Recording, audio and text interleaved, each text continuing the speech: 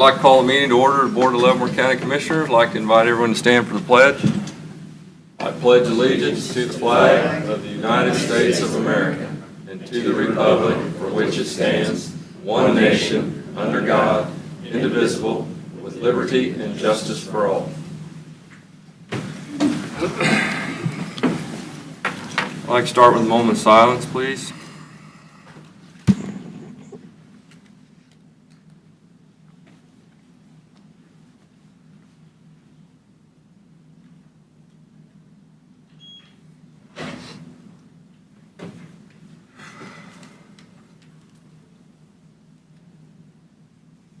And roll call, we'll start with Commissioner Stiebens. Here. Commissioner SCHIMKE. Here. And Commissioner Smith is present. Commissioner Culbertson. Here. And Commissioner KAAZ went early to the conference. She is a voting delegate for Leavenworth County, so she has had to leave early and go down to that. So we'll start off with public comment. And anyone from the public wishing to speak, please come forward and state your name. Seeing none, we'll close public comment, move on to administrative business. Is there any administrative business, Mr. LOUGHRY? I don't have any administrative business today. Okay. Then we'll move on to the consent agenda. Has commissioners had a chance to look at everything in the consent agenda? Any questions or concerns? I'll entertain a motion to approve the consent agenda. Motion to approve consent agenda as presented. Second. Have a motion and a second. Any further discussion on the consent agenda? Voting? Aye. Aye. Aye. Aye. Okay, motion carried. All right. I guess we are ready to move into the out of the Board of County Commissioners and convene as the Board of County Canvassers. Are we ready to do that, or do you have anything you want to add before we do that? No, that's fine. I would like, the only thing I want to say, which needs to happen in the Board of Canvassers, is Commissioner KAAZ did want to appoint Judy Wells to take her place on the Board of Canvassers. So Judy, if you would Have a seat with us. Okay. All right, then I'll entertain a motion to adjourn as the Board of Leavenworth County Commissioners and convene as the Board of County Canvassers. So moved. Second. Have a motion and a second. Any further discussion in moving into the Board of County Canvassers? Voting? Aye. Aye. Aye. Aye. Okay.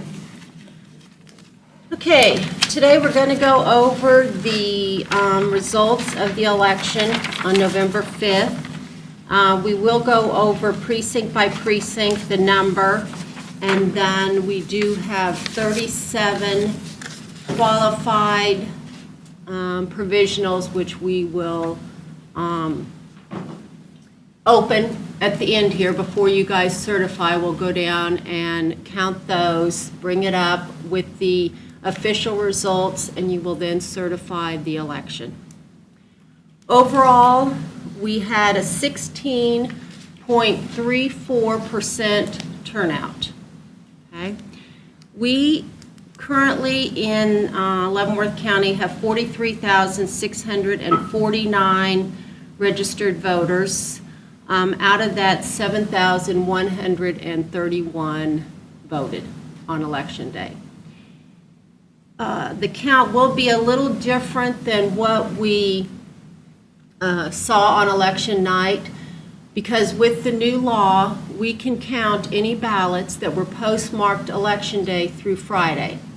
And with that count, we have 79 additional, which we have already ran through the scanner and added to the current count. Okay? So, in precinct 1-1, we had 75 people vote. We saw no discrepancies. In precinct, first precinct, second ward, we saw 83 votes cast. In the second precinct, second ward, we saw 109 ballots cast. In the third precinct, second ward, we saw 84 ballots cast. In the 1st Precinct, 3rd Ward, we saw 116 ballots cast. In the 1st Precinct, 4th Ward, we saw 66 ballots cast. In the 1st Precinct, 5th Ward, we saw 93 ballots cast. In the 2nd Precinct, 5th Ward, we saw 96 ballots cast. In the 3rd Precinct, 5th Ward, we saw 164 ballots cast. In the 4th Precinct, 5th Ward, we saw 135 ballots cast. In the 1st Precinct, 6th Ward, we saw 155 ballots cast.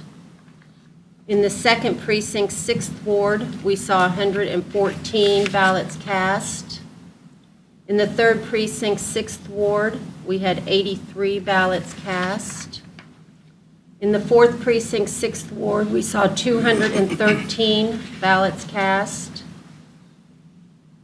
In the 5th Precinct, 6th Ward, we saw 270 ballots cast. In the 1st Precinct, 7th Ward, we saw 53 ballots cast. In the 2nd Precinct, 7th Ward, we had 354.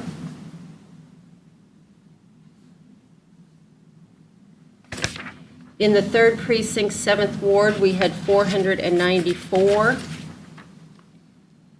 Springdale, Alexandria, we had 82. Excuse me.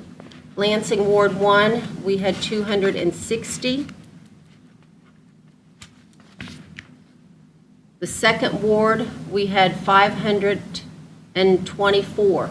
This was our highest total for the different wards and precincts in Leavenworth County. This had a 31.13% turnout. Lansing Ward 3, we had 348. Lansing Ward 4, we had 317. In Delaware 1, we had 91. Delaware 2, 51. Delaware 3, 69. Delaware 4, 1. The reason we have 4 different precincts in Delaware is the way that through the last census we had, there was a split on different Senate districts or representative districts. So that did split Delaware Township into the 4 wards. Easton, we had 90. Basehor City, we had 312. Basehor Township, 125. Glenwood, 172. Bowling High Prairie, 204. Kickapoo, 114.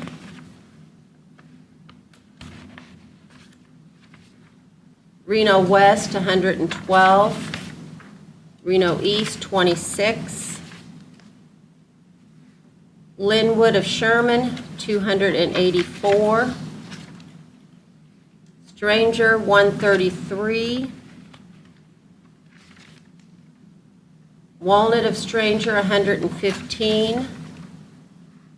Tonganoxie North, 421. Tonganoxie South, 296. Tongi Rural, 215. We have 2 precincts at Fort Leavenworth. We have Fort A, H41, which means House District 41. We had 6, and in H42, we had 6. In the county, we had one very close race. It was Lansing Ward 2, which we will go over that. I do want to inform the commissioners that due to a new statute this year, we were required to audit 2 of our precincts associated, or 2 of our races, each one associated with a different race. It was drawn randomly. We had USD 469, Ward 3 chosen, and we had Tonganoxie City Council, and that precinct was Tonganoxie South. I brought in a special board. We went over each one of the ballots. It is required to have a hand count of those two races associated with the precincts. I'm very happy to report that there was no discrepancies whatsoever. The hand count turned out to be the very same as our scanner reported on election night. So, also in the county, we had two races that were, really three races that were determined by write-ins. The city of Easton had a mayor position where there was the death of a candidate. And so at that point, the winner of that race is determined by write-ins. So we can go over that. Unofficially, we have Philip Myers, who received 10 write-ins. We also had Jerry Lorenzo, who received 5, Russ Gildner 5, and Tammy Connell 1. So today we would be certifying Phil Myers also as the mayor of Easton. There was 5 positions in the Easton City Council. There was only one position that was filed for, so the other positions are also going to be appointed as far as the way the write-ins came in. Russ Gildner did file, and he, of course, received the most votes. We then had Shannon O'Donnell Hadley, who received 14 write-ins, Tammy Connell 13 write-ins, Nathaniel Jackson 12, and Jerry Lorenzo 5. That makes up the 6 positions that are available for the Easton City Council. Janet, I have Yes. a question on that. Is there a minimum number of write-ins in that circumstance, or is it could just be one write-in would do it? Could just be one. When you have a primary race, that does matter on the number. If you have a primary and there's no one filed, it does take 3 people to be able to move on to the general election ballot. But in a November general, it's just whoever receives the most write-ins. The other position that we had that is available for write-ins was the Linwood mayor.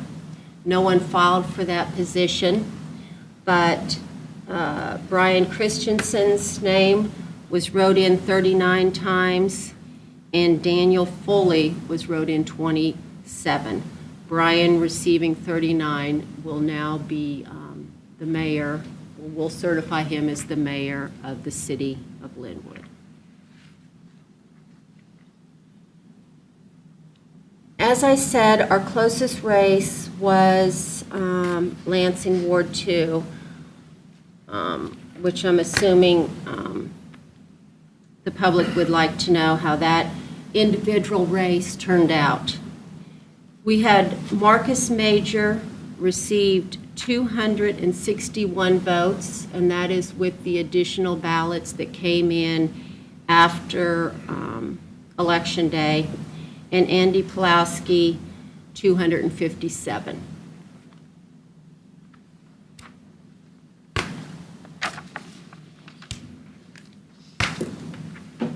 Are there enough provisionals to change that result? I don't believe so. Yeah. Does anyone have any questions on any particular race? None of the additional ballots that we received in made a difference in any of the outcome of each candidate did receive accordingly, a few more votes, but none of them made a difference in the outcome of the election. Janet, the write-ins are aware that they were elected, like the two mayors? Yes. Okay. Both the city of Easton and the city of Linwood have contacted us, and these candidates are willing to take the positions that they were elected to. So you have to count the provisionals before we can accept the votes. That is true. So we'll need to go back into the Yeah. board. I only have 37.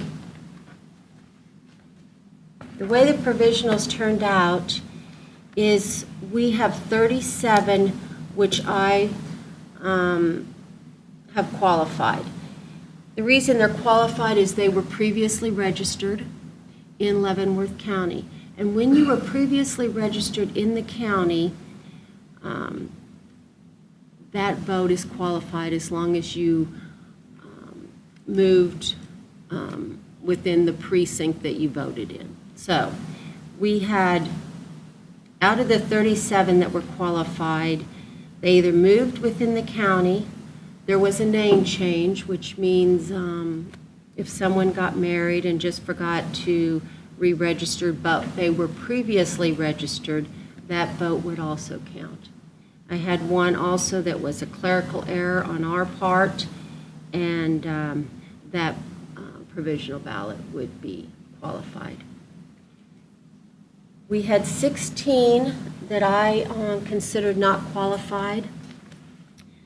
We had 5 people that registered after the close of voter registration. Voter registration always closes 21 days prior to Election Day. And these 5 folks registered after the close. Now, they are currently registered and will be able to vote in any election moving forward. We had 11 that were not registered at all. Part of the statutes is that you do have to be registered to vote, and these folks just were not registered. When they do a provisional ballot, though, they do fill out a voter registration, and from then on, they are registered. So, all right. What I'll do then is take these down to the gals, have them pull them out, or we can pull them out right here if you want to. We'll run them through our scanner, run some new official results, and certify the election on November 5th. Anybody have any questions? Jan, I just had an overall question. You said the total voter turnout was 16% of registered voters. Do you know what the percentage is of total voters that showed up to vote versus the number of eligible voters in the county? I'm guessing there's about 60,000 eligible voters. No, we have just the 43,000. That's eligible, that not registered. No, Right. they're, well, if they're eligible, you know, they're registered correctly. We have some voters that are canceled, of course, but when you're looking at a race, whether you're active or inactive, that is an eligible voter. Right, you're asking the population that could vote but isn't registered. I'm sorry. That's what I'm looking for. You know, when you say well- 16%, that's 16% of the people that are registered to vote That's showed right. up. But how many people do we have in this county that are eligible to register? I'd say about 60,000. Well, probably. You know, So we out of have about 60,000. 80,000 registered voters in the county. I will say that next year, which I even think I talked about during my budget hearing, is our numbers will probably increase Because of the 6 presidential or election. 7,000, 8,000 will be astronomical. Because it's a the way presidential election. Yeah. Our voter registration. So how many registered voters do you have? 40? 43, 40. almost 40, 43,000? 43,649. Okay, well, that's better than I thought. Because if there's, I'm guessing, what's our population, 88,000? So take a quarter of those off that are under 18. I'd say about But 60,000. as I said, that number will go to 50,000 pretty easy next year. There'll be days that we receive 500 and 600 applications for voter registration due to the presidential election. A lot of people now register through the DMV, or the online process is very easy. And so we'll see that kind of an increase. While the girls are opening those, we might want to go out of the Board of Canvassers. And I do have one other item that I would like to go over today. Okay. So let me take these down and I'll be right back. All right, and I'll entertain a motion to adjourn as the Board of County Canvassers and reconvene as the Board of County Commissioners. So moved. Second. Have a motion and a second. Any further discussion? Voting? Aye. Aye. Aye. Aye. All right. Judy, you'll have to you can just sit here. We'll go back.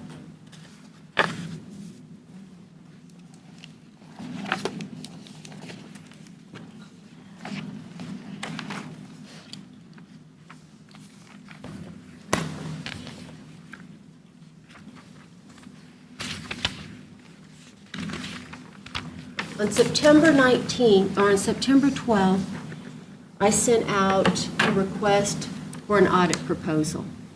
The reason we sent that out is our current auditor that we were using, Mize and Hauser,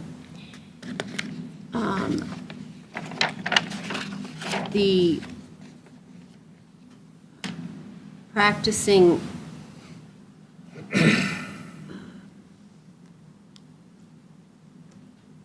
manager of that took care of audits, retired. And so Mize and Hauser gave up doing audits for any municipality. So we were notified of that. So then on September 12th, I sent out the request for the audit proposal. I sent that to 5 different firms, believed were did audits for counties our size, or any municipality our size. Also, I put it on the website so that any other firm had the opportunity to bid. We received, and in your packet is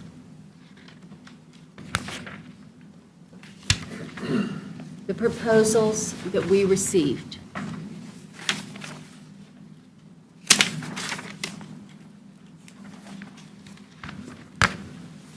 So we received 5 bids. Now, this was sent out as a request for proposal, so that I was not necessarily required to look at the overall total, but who I felt would be the best choice for Leavenworth County. In your packet, you'll also see that I would like to propose that we use Varney and Associates as our audit firm. We sent this proposal out for a 3-year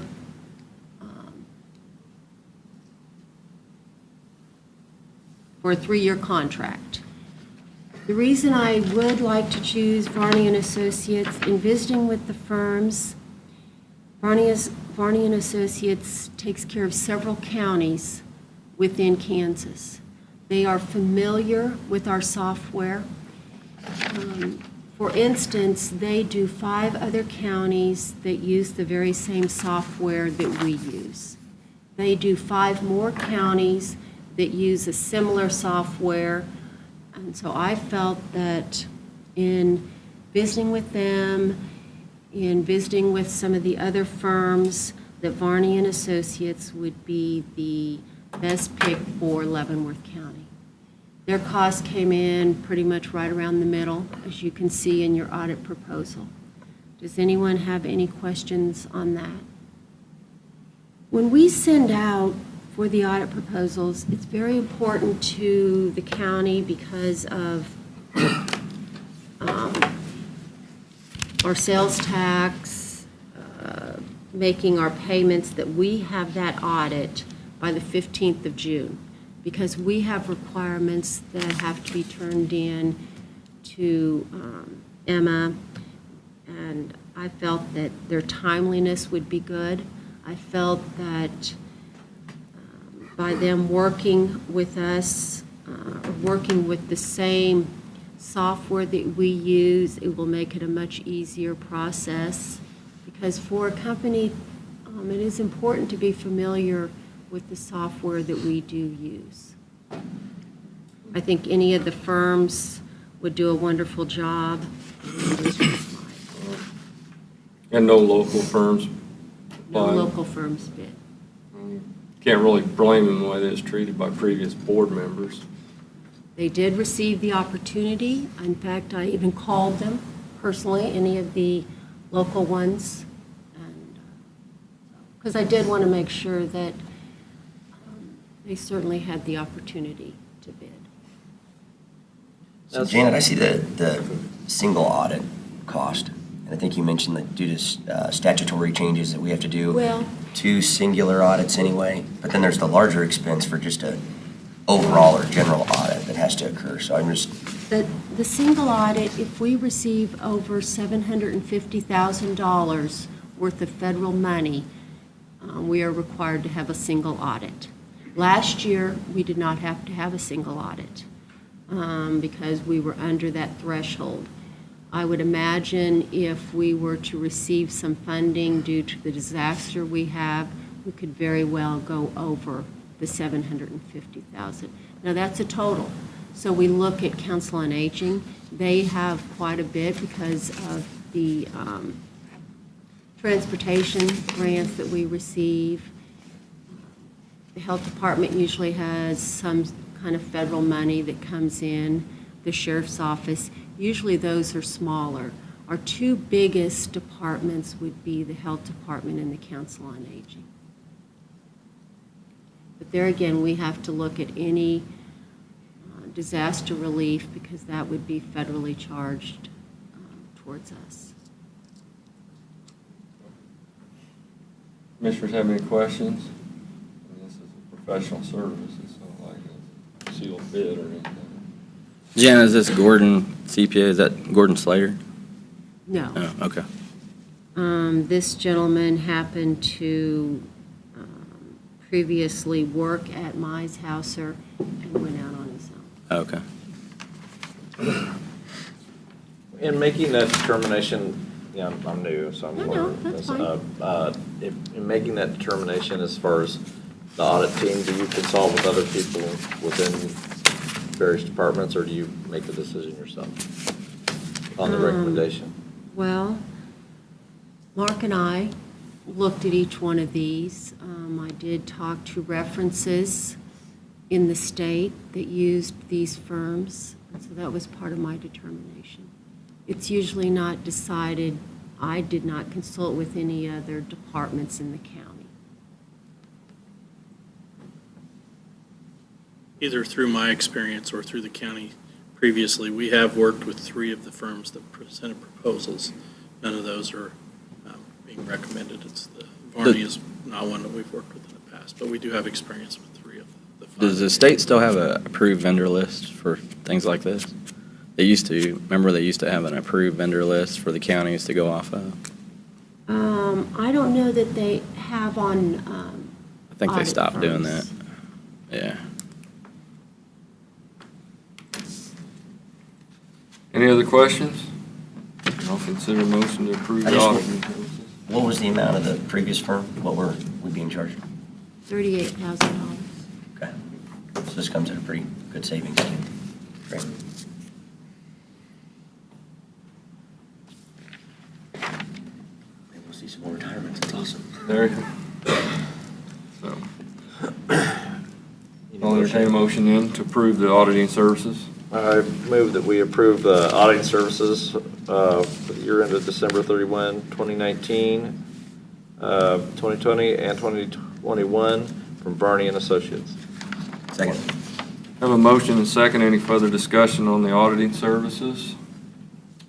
None, voting? Aye. Aye. Aye. Thank you. Thank you. Do you have anything else before? I don't have anything All else. right. Jan, I just had one quick question. When we went from the manual counting of votes back in the old days, before you got the digital machines, what time did you guys typically get done on election night, like out of the courthouse? Was it, Well, it all depended.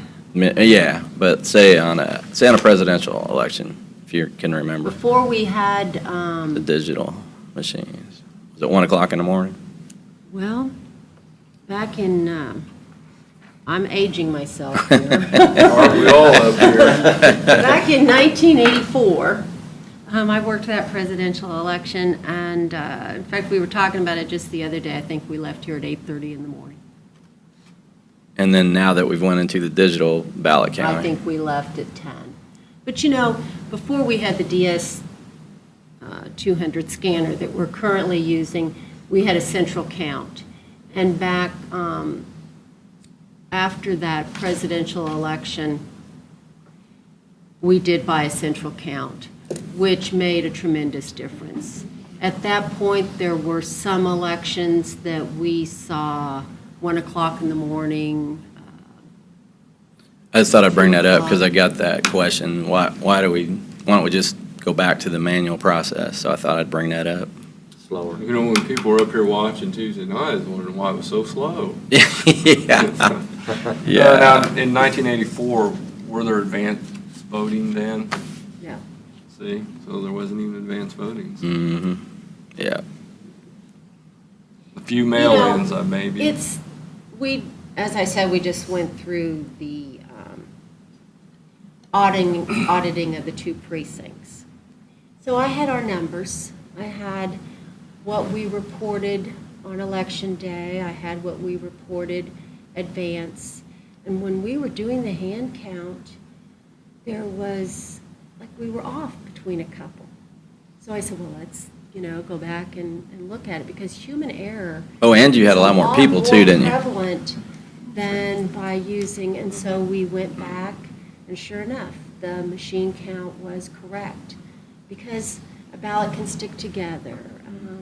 You could accidentally read a wrong name. Someone could tally a wrong name. So, in my opinion. And you had a lot more people too when we were doing the manual. Oh, yeah. We Yeah, had, probably.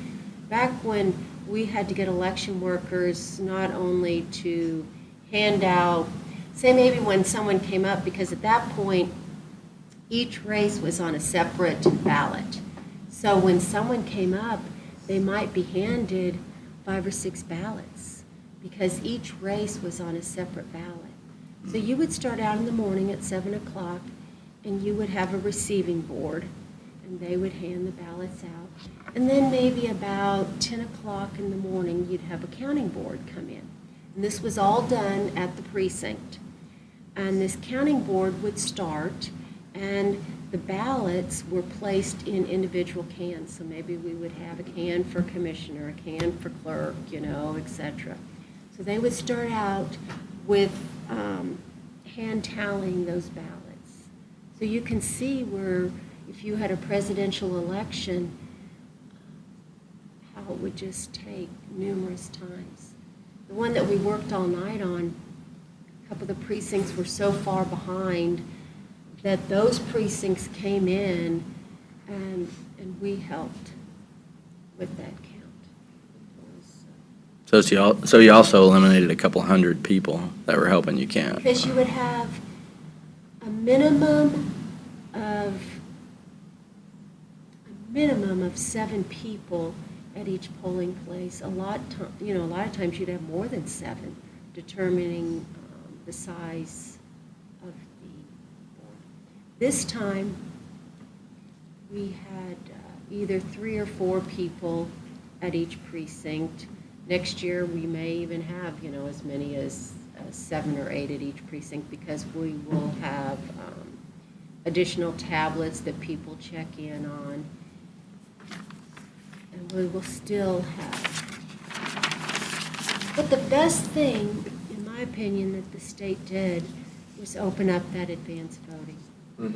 Because it has just increased each year. The first year we did advanced balloting, we might have had 10% show up. Now, I would assume that our advanced balloting will be over 40% will vote advance, which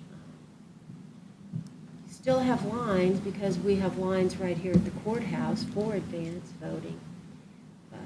And next year, we will open up the satellite voting. Each of the big elections, I don't do it for the small elections, but each of the big elections, I do go out to satellite sites and offer. So next year, we'll do, say, a couple of days in Baser. We'll do days in Tonganoxie, in Linwood, just to open it up and make it easier for the folks to come in and vote. And really, we get a lot of, appreciation for doing that. I've been asked, I was speaking at a group and they asked me if I would open it up on a Saturday for satellite voting. And I'll probably do that next year. Have some satellite voting, whether it be here at the courthouse or at a site outside. We also, when we're doing advanced voting, we'll keep the courthouse open till 7 o'clock, or our satellite sites open till 7, at least 7 o'clock in the evening to get as many people through. 2 years ago, well, not 2 years ago, last year, when we were at the Baser Community Library, we did over 1,000 people in an afternoon and an evening, which is really, really good. And it wasn't even a presidential. So that's, this year we'll do more than one day at a lot of those sites.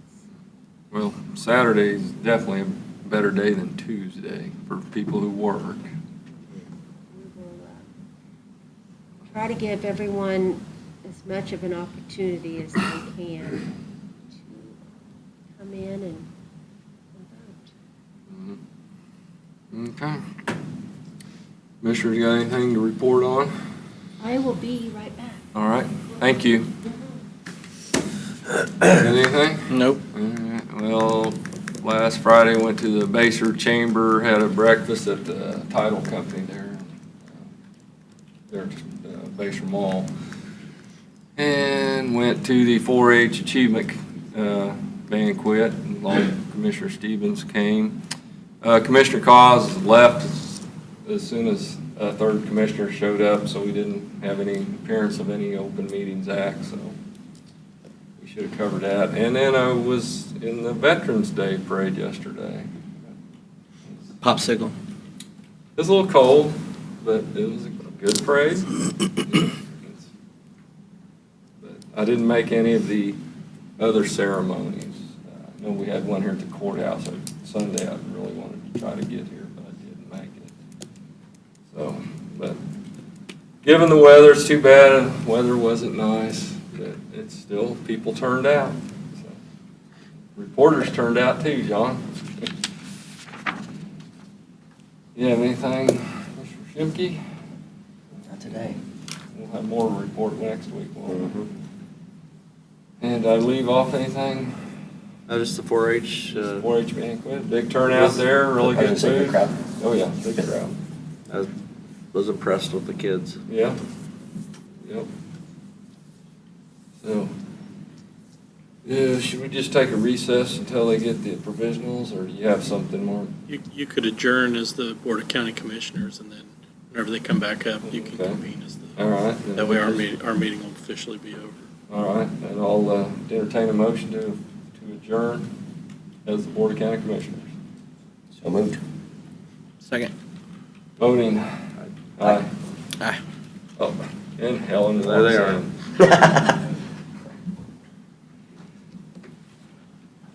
Are we ready? Ready. Okay, then I'll entertain a motion to convene as the Board of County Canvassers. So moved. Second. Have a motion and a second. Any further discussion? Voting.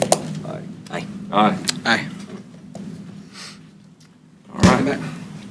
Okay. Judy, I didn't think you'd be back that fast. So we would need a motion to certify the election results from the November 5th election. In counting the 37 provisionals, we now ended up with a count of 7,168 with the percentage of 16.42. Our Lansing Ward 2 particular race, since it is the closest, Marcus Major ended up with 261, Andy Pulowski 258. So there was a 3-vote difference. Every vote counts. Man, I mean, If that's close. a recount is requested, will have to be done by 5 o'clock tomorrow. I then have 5 days to hold the recount, if there is any interest in that particular race. The person asking for the recount has till 5 o'clock tomorrow to ask for it? Okay. They then put a bond in. They would have to pay for the recount, and it would be a hand. Okay.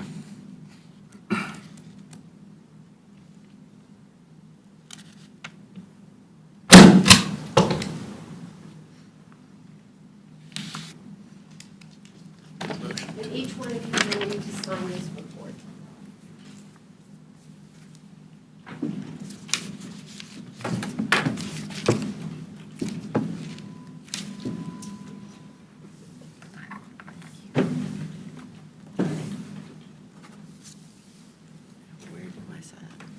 I guess we're just gonna do them right underneath Just there. anywhere on there is fine, thank you.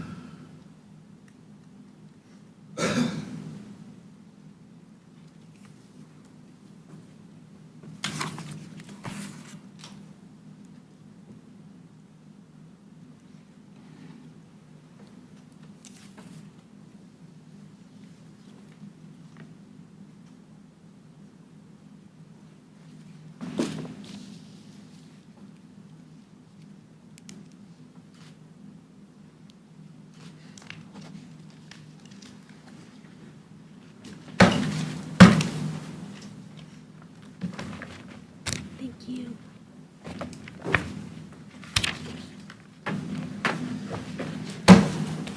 All right. Thank you, Commissioners. And Judy. Thank you. Thank you. Motion. Thanks, Judy, for setting in for Vicky. Yeah, I do need a motion to approve. All right. I'll consider a motion to accept the votes or the election results for the 2019 November 5th election. So moved. Second. Have a motion and a second. Any further discussion on the election results? Voting? Aye. Aye. Aye. All right. Thank And you. I'll entertain a motion to adjourn as the Board of County Canvassers. So moved. Second. All right. Voting? Aye. Aye. Aye.